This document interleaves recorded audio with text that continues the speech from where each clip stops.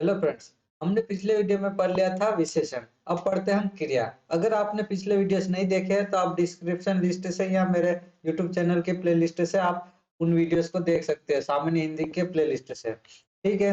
अब हम पढ़ते हैं क्रिया। क्रिया क्या है? जैसे कि परिभाषा से यहाँ पर देखते हैं, जिस शब्द से किसी पदार्थ का होना या करना समझा जाए उसे क्या कहते हैं? क्रिया। यानी सीधा तौर पर जैसे इंग्लिश में हम वर्ब कहते हैं। वर्ब मतलब वर्ब मतलब क्या होता है? क्रिया।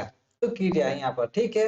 अगर आपने हिंदी पढ़ने के लिए कोई क्रिया इतना याद नहीं करता है, लेकिन जब इंग्लिश पढ़ते हैं तब हम क्या को कई बार वर्ब को बहुत रटते हैं। ठीक है। तो इसी तरह से इसको भी हम क्रिया को हिंदी में समझते हैं कि क्रिया क्या है? जिस शब्द से पदार्थ का होना या करना समझा जाए उसे क्या कहते हैं? क्रिया।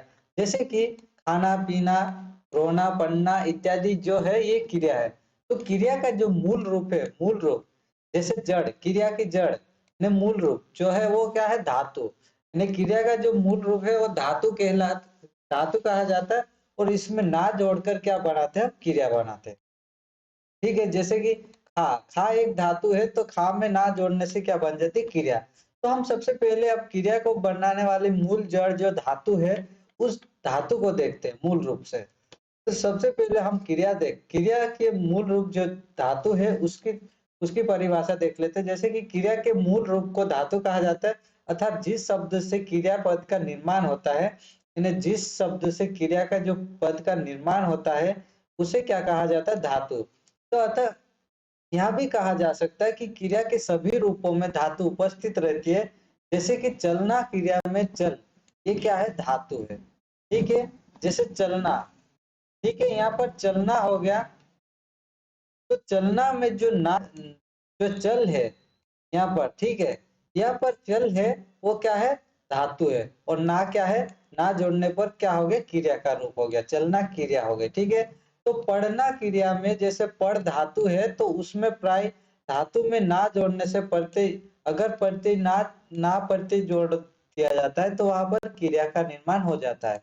तो जो धातु है, यानी क्रिया का मूल रूप जो धातु है उसके प्रकार कितने होते हैं? तो उसके प्रकार हमारे पास मूल धातु और यौगिक धातु।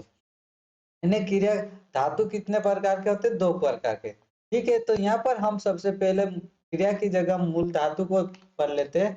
जैसे कि मूल धातु क्या कहलाती? जो स्वतंत्र धातु होती है।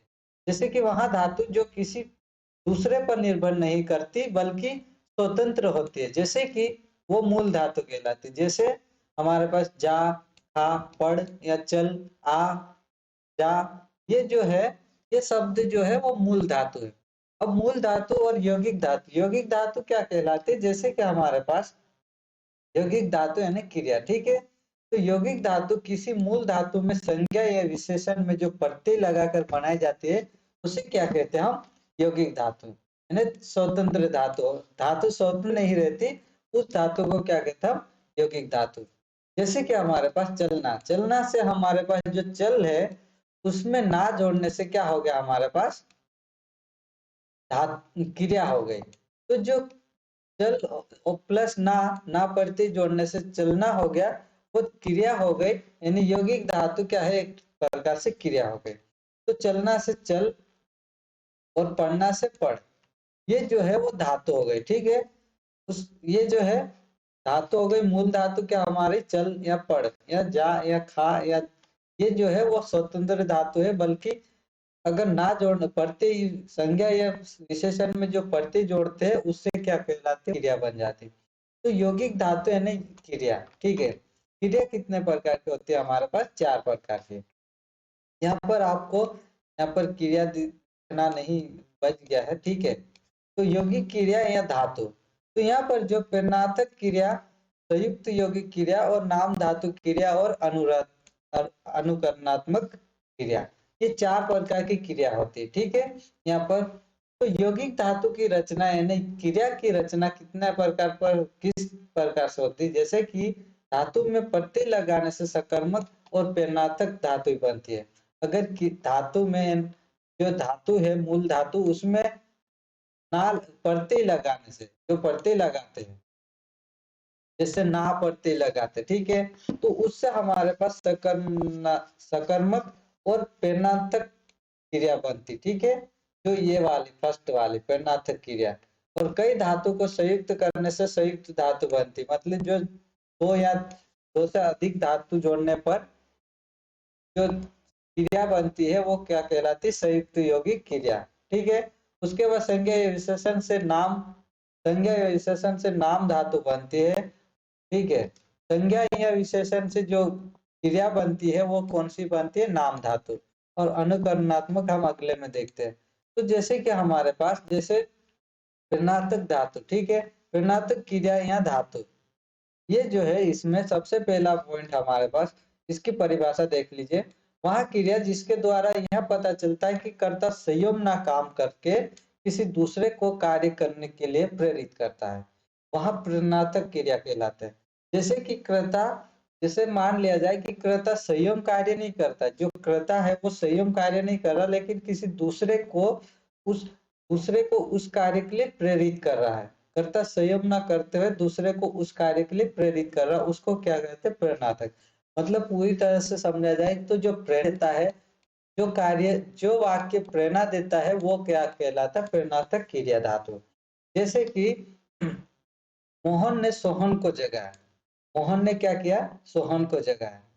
तो यहाँ पर जो सोहन है वो मोहन की प्रेरणा से जगा है, किसकी, मोहन की प्रेरणा से। क्यों, क्योंकि मोहन जो है वो जल्दी जग गया है, तो वहां पर जल्दी जग गया, उसी तरह उसने फिर क्या, सोहन को जगाना आ गया।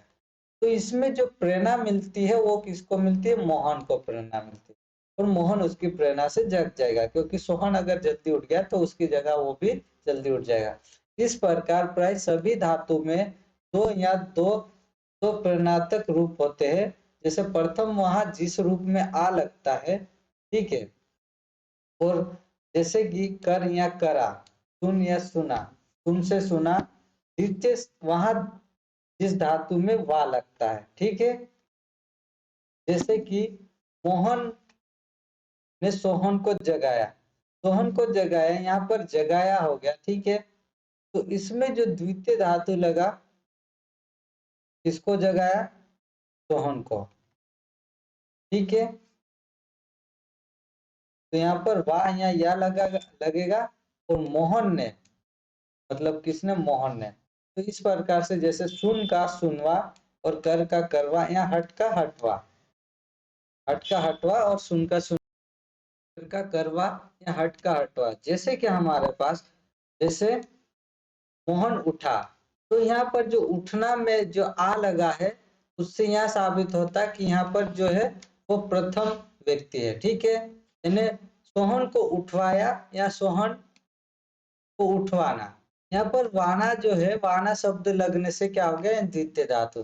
जैसे कि मोहन को पीना, मोहन को पानी पीना, ठीक है।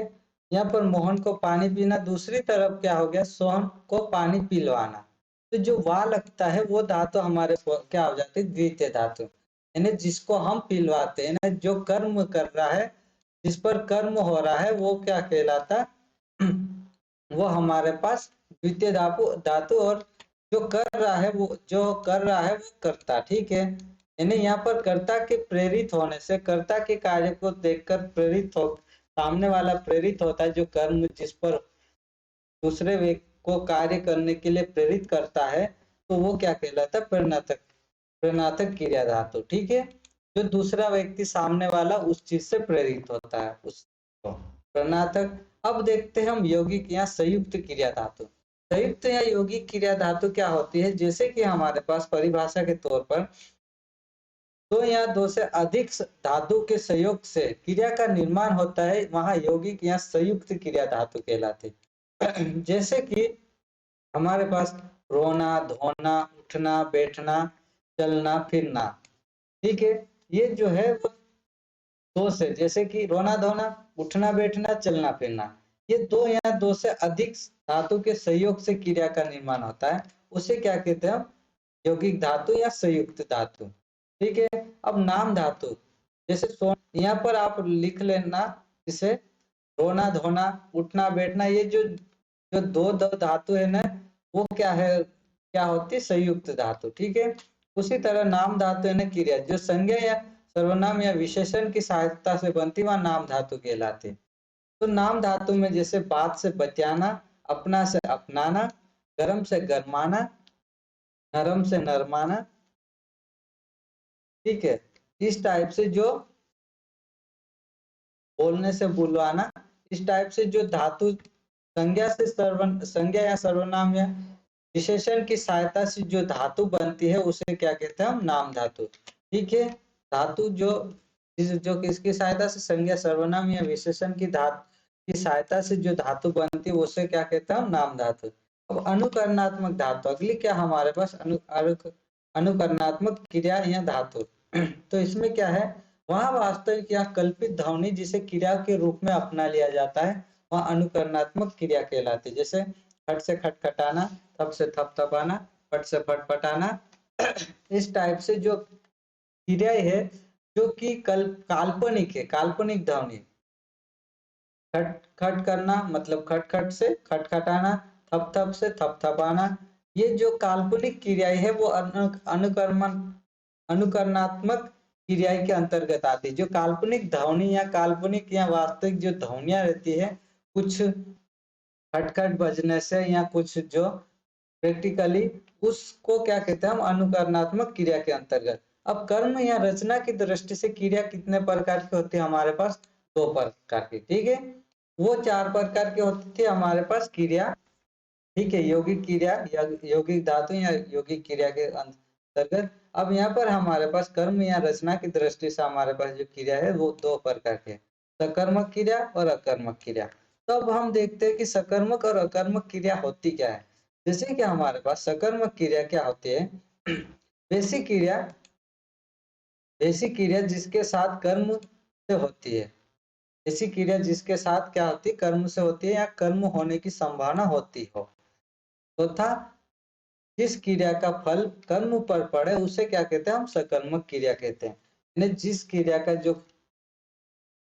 का जो फल जो है वो कर्म पर पड़ता है, यानी जो भी कार्य है वो कर्म पर पड़ता है, वो उसका जो प्रभाव है ना, इफेक्ट जो पड़ता है कर्म पर पड़ता है, उसे क्या कहते हैं हम? सकर्मक क्रिया। जैसे कि राम आम खाता है, तो जो आम है वो कर्म क्रिया है। ठीक है। तो इस पर जो आम पर जो प्रभाव पड़ता है खाने का, वो क्या कहलाता है हमारे पास? सकर्मक क्रिया। तो इसमें खाना क्रिया के साथ आम कर्म है, तो इसलिए क्या? सकर्मक क्रिया। जैसे मोहन पढ़ता है, तो जो मोहन पढ़ता है वो पढ़ता है, इसमें क्या पढ़ता होगा? मोहन पढ़ता है, तो यहाँ पर पुस्तक या कुछ भी जो ज्यादातर हमारे हिसाब से पुस्तक ही। ठीक है। लेकिन कुछ जैसे सीरीज या कुछ भी दूसरा भी मान लिया जाए, बुक बुक या किताबें या पुस्तक तो एक ही बात है, जो भी पढ़ना है, डायरी। ठीक है। तो जो पढ़ता है उस पर जो कर्म की संभावना बनती है वहां पर क्या कहलाती? सकर्मक क्रिया। ठीक है। यहाँ पढ़ना क्रिया के साथ जो पुस्तक कर्म की संभावना बनती है वो सकर्मक क्रिया के अंतर्गत आती, मतलब जो कर्म पर प्रभाव पड़ता है वो सकर्मक क्रिया के अंतर्गत। वैसे ही हमारे पास अकर्मक क्रिया क्या होती है? जैसे कि ऐसी क्रिया जिसके साथ कोई कर्म ना हो और क्रिया का फल कर्ता पर पड़े, उसे हम अकर्मक क्रिया कहते हैं। यानी जो क्रिया का फल जो है वो क्रिया का प्रभाव जो है वो कर्ता पर पड़ता है डायरेक्ट, उसे अकर्मक क्रिया कहते हैं। जैसे कि राम हंसता है, यहाँ पर जो राम हंसता है तो राम क्या है? करता है, और हंसना क्या है? क्रिया है। तो जो राम पर जो डायरेक्ट प्रभाव किस पर पड़ता है? राम पर। राम क्या है? करता है। तो यहाँ पर ऐसे वाक्य जो डायरेक्ट क्रिया पर प्रभाव पड़ता है उसे क्या कहता है? अकर्मक। जो डायरेक्ट कर्ता पर, इस वाक्य में कर्म का अभाव रहता है और तथा क्रिया का फल डायरेक्ट कर्ता पर पड़ता है। तो नोट, क्रिया को पहचानने का नियम कि क्रिया की पहचान के लिए क्या और किसको से प्रश्न करने पर अगर उत्तर मिलता है तो सकर्मक क्रिया है और उत्तर नहीं मिले तो अकर्मक क्रिया है। जैसे राम हंसता है, तो राम क्या हंसता है? नहीं पता। ठीक है। राम किसको हंसता है? वो भी नहीं पता। जैसे अब मोहन पढ़ता है, तो यहाँ पर हमारे पास मोहन पढ़ता है, तो यहाँ पर हमारे पास एग्जाम्पल के यहाँ पर थोड़ा सा यहाँ इंगित करता है कि मोहन जो पढ़ता है वो क्या पढ़ रहा होगा, कुछ ना कुछ पढ़ रहा होगा, पुस्तक, किताब या गाइड या कुछ भी वो पढ़ रहा होगा। ठीक है, तो उस यानी वो जो क्रिया पर प्रभाव पड़ता है, तो क्या और किसको से प्रश्न करके हम सकर्मक और अकर्मक क्रिया का पता लगा सकते हैं। अगर उत्तर मिलता है तो सकर्मक क्रिया, अगर उत्तर नहीं मिलता है तो अकर्मक क्रिया। ठीक है, तो नोट, क्रिया को पहचानने का नियम जो है वो क्रिया की पहचान के लिए, जैसे कि हमारे पास क्या और किसको प्रश्न करने पर उत्तर मिलता है तो क्रिया अकर्मक है, और अगर उत्तर ना मिले तो क्रिया, अगर उत्तर मिलता है तो ये क्रिया सकर्मक है, और अगर उत्तर ना मिले तो अकर्मक है। ठीक है, जैसे कि हमारे पास राम सेब खाता है, यहाँ पर राम क्या खाता है, सेब खाता है। राम किसको खाता है, मतलब सेब खाता है। ठीक है, किसको खाता है, सेब को। तो जो उत्तर मिलता है इसका मतलब यहाँ पर क्या हो गया, सकर्मक क्रिया। अगर सुरेश मिठाई खाता है तो सुरेश जो मिठाई खाता है वो भी उत्तर मिल गया, हमारे पास क्या है, मिठाई खाता है, तो यहाँ पर सकर्मक क्रिया। उसी तरह जैसे हमारे पास जो खाना है वो सकर्मक क्रिया है, उसी तरह अगला हमारे पास जैसे एग्जाम्पल के लिए राकेश रोता है, तो राकेश रोता है, राकेश क्या रोता है, राकेश किसको रोता है। यहाँ पर हमारे पास रोता है से किसको रोता है, क्या रोता है नहीं पता। ठीक है, तो यहाँ पर क्या हो गया, हमारे पास अकर्मक क्रिया हो गई। इसी तरह से सीता सोई है, सीता सोई है, सीता क्या सोई है, किसको सोई है ये नहीं पता, तो उससे क्या होगा, हमारे पास अकर्मक क्रिया। तो इस वाक्य में प्रश्न करने पर कि सीता क्या सोई है उत्तर नहीं मिलता है, तो वहां पर क्या हो गया, हमारे पास अकर्मक क्रिया हो गई। तो सकर्मक क्रिया दो प्रकार की होती है, जैसे कि हमारे पास अकर्मक क्रिया तो हमने देख लिया, सकर्मक क्रिया दो प्रकार की होती है। ठीक है, सकर्मक और अकर्मक क्रिया दोनों देख लिए, किंतु हमारे पास सकर्मक क्रिया दो प्रकार की होती है, तो कौन कौन सी होती है देखिए। एक तो द्विकर्मक क्रिया और दूसरी संयुक्त क्रिया। ठीक है, इसमें द्विकर्मक क्रिया क्या होती है और संयुक्त क्रिया क्या होती है सकर्मक क्रिया में। जैसे कि द्विकर्मक, ऐसी सकर्मक क्रियाएं जिसके साथ दो कर्म हो उससे द्विकर्मक क्रिया कहा जाता है। मतलब कि ऐसी सकर्मक क्रिया जिसके साथ क्या हो, दो कर्म हो, यानी दो कर्म हो। ठीक है, यहाँ पर याद रखेगा दो कर्म हो। तो दो कर्म, जैसे कि राम ने श्याम को कलम दिया, क्या दिया, राम ने श्याम को कलम दिया, ने राम ने किसको कलम दिया, श्याम को। यहाँ पर श्याम है एक कर्म। ठीक है, दूसरा हमारे पास क्या है, राम ने क्या दिया, कलम दिया, क्या दिया, राम ने कलम दिया। तो यहाँ पर जो दो कर्म पता चलता है, जैसे कि राम ने श्याम को क्या दिया, तो कलम दिया, और राम ने किसको कलम दिया, तो श्याम को दिया। यहाँ पर दोनों जगह प्रश्न मिलता है, और दो हमारे पास कर्म मिल, श्याम को दिया और दूसरा हमारे पास क्या मिल रहा है, कलम। तो उस हिसाब से हमारे पास द्विकर्मक क्रिया हो गई। वैसे ही जैसे मैंने लक्ष्मण को पुस्तक दी, तो मैंने लक्ष्मण को पुस्तक दी, किसको दी पुस्तक, लक्ष्मण को। पहला क्वेश्चन हमारे पास आ गया, किसको पुस्तक दी, लक्ष्मण। मैंने लक्ष्मण को क्या दिया, तो क्या दिया, पुस्तक दिया। ठीक है, तो यहाँ पर दूसरी कर्म क्रिया क्या आ गई, पुस्तक। तो उस हिसाब से हमारे पास द्विकर्मक क्रिया हो गई। ठीक है, अब हमारे पास संयुक्त सकर्मक क्रिया। संयुक्त सकर्मक क्रिया क्या होती है, जैसे हमारे पास, याद रखेगा द्विकर्मक क्रिया में दो कर्म होते हैं। ठीक है, उसके बाद हम संयुक्त सकर्मक क्रिया, संयुक्त सकर्मक क्रिया क्या होती है, जैसे कि वहां क्रिया जो दो या दो से अधिक क्रियाओं के मेल से बनती है, तथा पहली क्रिया प्राय मुख्य होती है, तथा दूसरी क्रिया और उस पहली क्रिया के अर्थ में विशेषता उत्पन्न करती है। ठीक है, दूसरी क्रिया उसके पहली क्रिया के अर्थ में क्या करती है, विशेषता उत्पन्न करती है। जैसे कि मोहन बाजार गया, मोहन का मोहन बाजार पहुंच गया, मोहन क्या करा, बाजार पहुंच गया, मतलब विशेषता उत्पन्न कर रहा है। यहाँ पहुंच गया क्या है, संयुक्त क्रिया हो गई। ठीक है, पहुंच भी गया, पहुंचा और गया भी, पहुंच भी और गया भी, उस हिसाब से हमारे पास क्या हो गया, विशेषता विशेषता उत्पन्न कर रहा है। ठीक है, तो विशेषता उत्पन्न करने वाली क्रिया हमारे पास क्या होती है, संयुक्त सकर्मक क्रिया। तो उसके बाद हमारे पास जैसे कि क्रिया के कुछ अन्य भेद, जैसे कि हमारे पास क्रिया के कुछ अन्य भेद यहाँ पर आप देख लीजिएगा। क्रिया के भेद सकर्मक और अकर्मक क्रिया कंप्लीट हो गए, उसके बाद हमारे पास क्रिया के कुछ अन्य भेद देखते हैं। क्रिया के कुछ अन्य भेद क्या होते हैं, जैसे कि हमारे पास सहायक क्रिया, पूर्वकालिक क्रिया, नामबोधक क्रिया और क्रियार्थक संज्ञा, और उसके बाद अनेकार्थक क्रिया। तो हमारे पास सबसे पहले यहाँ पर स्क्रीनशॉट ले लीजिएगा क्रिया के अन्य भेद का आप। उसके बाद हम सहायक क्रिया देखते हैं, सहायक क्रिया क्या होती है। जैसे कि हमारे पास क्रिया के कुछ अन्य भेद है, तो हम सहायक क्रिया देख लेते हैं। वहां क्रिया जो मुख्य क्रिया के साथ प्रयुक्त होकर वाक्य के अर्थ को स्पष्ट या पूर्ण करने में सहायता प्रदान करती है, वहां सहायक क्रिया कहलाती है। क्या कहलाती, वहां सहायक क्रिया। जैसे कि मुख्य क्रिया के साथ प्रयुक्त होकर वाक्य के अर्थ को स्पष्ट या पूर्ण करते हैं, यानी कंप्लीट करते हैं, स्पष्ट करते हैं, क्लियर। ठीक है, तो जैसे मैं बाजार जाता हूँ, यहाँ पर क्या है, जाता हूँ या जाना जो क्रिया है मुख्य क्रिया, और हूँ मतलब सहायक क्रिया है। ठीक है, तो यहाँ पर मैं बाजार जाता हूँ, मतलब यहाँ क्लियर हो गया, पूर्ण भी हो गया, कहाँ जा रहा वो, बाजार जा रहा। ठीक है, पूरी तरह से ऐसे शब्द जो क्लियर हो वो सहायक क्रिया कहलाते हैं। ठीक है, इसके साथ हम क्या, मुख्य क्रिया से जुड़ा है और पूर्ण करने में सहायता प्रदान करता है, उस ऐसी क्रिया को सहायक क्रिया कहते हैं।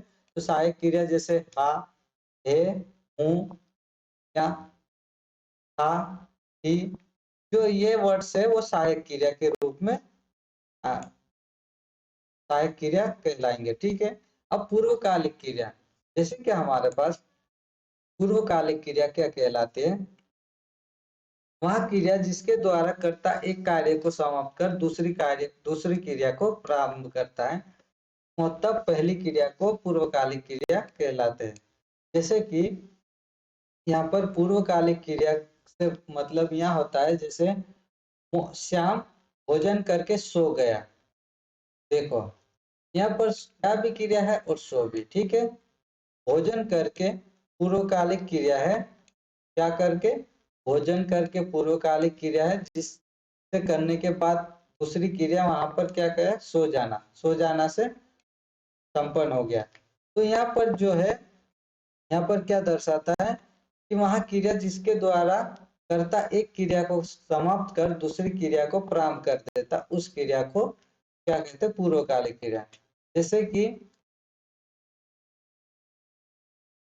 यहाँ पर श्याम भोजन करके मतलब भोजन कर लिया। ठीक है, यहाँ पर जो क्रिया है वो भोजन कर लिया, और भोजन करके वहां पर क्या कर लिया, सो भी गया।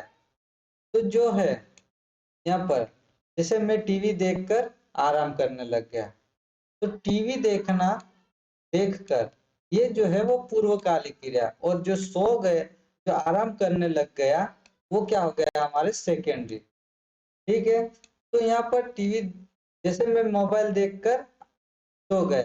ठीक है, तो मोबाइल देखकर, जो अधिकतर हम मोबाइल देखते हैं, ठीक है, तो मैं मोबाइल देखकर मान लिया, तो मोबाइल देखकर यहाँ पर क्या हो गया हमारे पास, पूर्वकालिक, और उसके बाद सो गया, सो गया क्या हो गया हमारे पास, हो गया हमारे पास जो है दूसरी क्रिया हो गई। तो दूसरी क्रिया संपन्न की है, जैसे पहली क्रिया संपन्न करने के बाद दूसरी, पहली क्रिया संपन्न करने के बाद दूसरी क्रिया अगर संपन्न की है तो वह पूर्वकालिक क्रिया कहलाते। ठीक है, अब हमारे पास जो है दूसरा नामबोधक क्रिया। नामबोधक क्या कहलाती, जैसे कि वह क्रिया जो संज्ञा या विशेषण के साथ जुड़ने से बनती है, जैसे नामबोधक क्रिया कहलाती। ठीक है, संज्ञा विशेषण से जोड़ना, जैसे कि हमारे पास संज्ञा क्या है, लाठी, तो लाठी मारना, यहाँ पर जो है नामवाचक क्रिया है, लाठी मारना या लाठी मारता, क्या हो गया हमारे पास नामवाचक। जैसे पानी खोलना, यहाँ पर जो खोलना है, पानी खोलना, ये नामवाचक क्रिया, संज्ञा और विशेषण के जुड़ने से, क्रिया के साथ संज्ञा और विशेषण जोड़ने से, यहाँ पर विशेषण प्लस क्रिया जोड़ने पर क्या होती है, नामवाचक क्रिया होती है। दुखी और होना, तो होना क्रिया है और दुखी क्या है हमारे पास विशेषण है। तो इससे जो जुड़ता है उससे क्या हो गया हमारे पास दुखी होना, यहाँ पर नामबोधक क्रिया कहलाती है। ठीक है, जो हमारे पास संज्ञा विशेषण के साथ जुड़ने से जो क्रिया बनती है वो क्या कहलाती है, हमारे पास नामबोधक है। अब क्रियार्थक, क्रियार्थक हमारे पास क्रियार्थक क्रिया क्या है, जैसे कि क्रियार्थक संज्ञा या क्रिया, जब कोई क्रिया संज्ञा की भांति काम आता है उसे हम क्रियार्थक संज्ञा कहा जाता है। ठीक है, क्रियार्थक संज्ञा, तो जैसे टहलना स्वास्थ्य के लिए लाभदायक है, तो टहलना जो है वो क्रिया है, लेकिन किसके रूप में यूज हो रही है यहाँ पर, संज्ञा के यानी नाउन के रूप में। ठीक है, तो संज्ञा के रूप में जब किसी क्रिया का उपयोग होने लगे तब तो वहां क्या कहलाता है, क्रियार्थक संज्ञा कहलाता है। ठीक है, क्रिया के अर्थ के रूप में संज्ञा का यूज करना, तो क्रियार्थक। ठीक है, अब यहाँ पर अनेकार्थक क्रिया, अनेकार्थक क्रिया जैसे कि वैसी क्रिया जिसका प्रयोग अनेक अर्थों में किया जाता है वे अनेकार्थक क्रिया कहलाती है। जैसे खाना क्रिया के अनेक अर्थ होते हैं। ठीक है, वहां भात खाता है, वहां मार खाता है, राम दूसरों की कमाई खाता है, लोहे को जंग लग गई, वहां घूस खाता है। जो खाना है, ठीक है, जो खाना है वो अनेक अर्थ प्रदान कर रहा है यहाँ पर। तो अनेक अर्थ जैसे लगना, मिलना, किसी से मिलना, कुछ मिलना, सजा मिलना, दिल मिलना, चेहरा मिलना, या ठंड लगना, काम में लगना, या मन न लगना, या मन लगना, या कड़वा लगना, या मीठा लगना, ये जो है उड़ना या मिलना, ये जो अनेक अर्थ प्रदान कर रहे हैं, इसलिए इसे क्या कहते हैं, हम अनेकार्थक क्रिया। और इसी के साथ हम क्रिया के इस टॉपिक को, ये टॉपिक हमारा समाप्त होता है। उसके बाद आप अगला वीडियो देखने के लिए, अगर आपको ये अच्छा लगा हो तो आप इस वीडियो को सब्सक्राइब कर लीजिए, इस चैनल को सब्सक्राइब कर लीजिए और वीडियो को लाइक शेयर कमेंट कर दीजिए। इसी के साथ हम अगला वीडियो, अगर आप अगला टॉपिक पढ़ना चाहते हो तो इस चैनल को सब्सक्राइब कर लीजिए। ओके फ्रेंड्स, इसी के साथ हम वीडियो को समाप्त करते हैं। बाय।